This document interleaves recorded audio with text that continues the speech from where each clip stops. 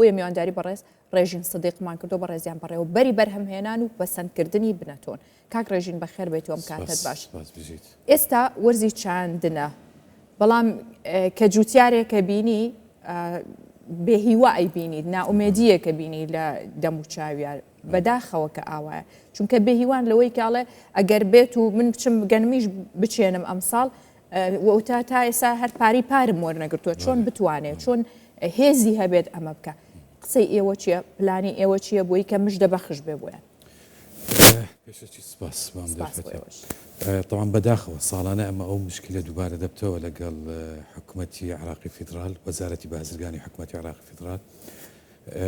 یعنی ساڵانە ئەو پارەی کە وەکو بەڕێز باسی کرد حەقی خۆیتی وەربگرێت لە کاتی خۆی وەرناگرێت و تەخیر دەبێت. ئەمە وا دەکات کە هەم جوتیارەکە نەتوانی بەرهەمی هاوینە بچێنێت لەبەرەوەی عادەتەن کە گەنم دەفرۆشێت بە سایلۆیەکان ئەو پارەی کەوەری دەگرێت لە هاوین ینی بەرهەمێکی تر دەچێنێت لە زەویەکە و هەموا دەکات بۆ وەرزی داهاتوو بۆ چاندنی گەنم توانای چاندنی گەنمیشی نەبێتن. ئێمە وەکو تەوانەوە دوو مشکلەمان هەیە لەگەڵ حکوومەتی عراقی فیدرال تایبەت بە وەرگرتنی گەنم لە سایلۆکە. ئەوەلەن ئەو تەخیربوونە دووەم لە حەسەکان، یعنی لە حەسەی هەرێمی کوردستان ئەو گەنمەی کە لە هەرێمی کوردستان وەردەگیرێت ساڵانە عادەتەن کەمترە لەو بەرهەمەی کە کەمتر لەو بەرهەمە وەرەگری و هێشتاش پارەکەی نانێرێت. طبعی بەنسبەت کەمتر بەنسبەت حەسەکان ئەمە لە ناوەخۆ تقریبا حەلمان کردیە. حکوومەتی هەرێم یان چەند جاریش ئاماژەم پێکردی ئێستا دوو کۆمپانیای هەیە هەر لە ناوەخۆ بەرهەمی گەنم وەردەگرن و ئەوان هەڵدەستن بە بەرهەمینانی ئارد و ساوار و معکەڕۆنی و بەڵام کاگڕێژین ئەگەر حکوومەتی عێراق هاوشێوەی پارێزگاکانی دیکە غەدری لە کوردستان نەکردایە و گەنمی زیاتری وەرگرتایە بێگومان بەو شێوەیە نابوو جوتیارهان بدرێ گەنمی زیاتر بەرهەم بهێنێ بۆی کە سایلۆکانی خۆشمانی پێ بڕگرێتەوە. ئەکید طبعا يعني باسم کرد دائما ئەو مشکلەمان هەیە لەگەڵ حکوومەتی عراقی فیدرال ئەوەش وەکو هەموو کەرتەکانی تر، ینی هەز دەکەین کە غەدرەکەیە لە هەرێمی کوردستان دەکرێت بەنسبەت ئێمە لە فئەی جوتیار و بەنسبەت وەزارەت و بەڕێوەبەرەتەکانی تر هەریەکە و بە فئەی خۆی، ینی ساڵانە ئەو مەشاکلانەمان هەیە و ئەوەی دووەمیش کە باست کرد تەخیربوونی پارەکەیە. تەخیربوونی پارەکەش وای کردیە کە نەتوانیت بەرهەمی هاوینە بچینێت یانیش بەرهەمی گەنم لە کاتی خۆی بچێنێت و بە شێوەیەک بچێنێت کە ینی ئەمەلی بەوەی هەبێت کە پارە لە کاتی خۆی وەربگرێت. باشە کاک ڕێژین ئێوە ئەزمونتان هەیە و شارەزاییەکی تەواویشتان هەیە لە گەنمی جۆری گەنم لە جوانیەکەی لە هەر شێوەیەک بێت چونکە خۆتان ئامادەکاری ئەوەن کە چ بنەتوەیەکی باش بۆیان پرسیارە لە تۆکەم ئەو گەنمی هەرێمی کوردستان جوانیانە کوالیتی باشیانە ئەکرێ لە دەرەوە بازاڕی بۆ بدۆزینەوە بزانە بەنسبەت تەرزەکان ئەو تەرزانێک کە بنەتۆمان لە ئینتاج کردی هەموو تەرزەکانمان کە دەچێنرێت لە ناوەخۆ تەرزی مسەجەلن لە بەغدا و هەمووشی بەرهەمی توێژینەوە کشتتوکالیەکانە ینی چەند ساڵ توێژینەوەیان لەسەر کرایە. هەمووی بەرگەی کەم ئاوی دەگرێت، هەمووی بەرگەی پلەی گەرمای بەرز دەگرێت، هەمووی بەرهەمی زۆرە و هەمووی ئێستا لەو 4 ساڵ 5 ساڵی ئەخیری ینی پەرەی پێدرایە لە ڕووی بۆ نمونە ڕێژەی پرۆتینەکەی بەرزترە لە تەرزە هاوردەکراوەکان یان تەرزە کۆنەکان و ئێمە محاولەی ئەوەمان کردووە هەم بنەتۆیەکە بتوانین بینێرینە دەرەوە لە کاتێک کە لە احتیاجاتی خۆمان زیاتر بوو هەم گەنمەکەش و ئێستا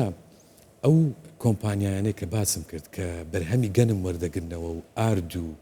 ساوار و معکەڕۆنی و ئەوانە بەرهەم دێنن ئەو بەرهەمانە هەمووی لە ناوەخۆ ساخ نابێتەوە، ینی بەرهەمانەش هەر دەنێدرێتە دەرەوەی هەرێم،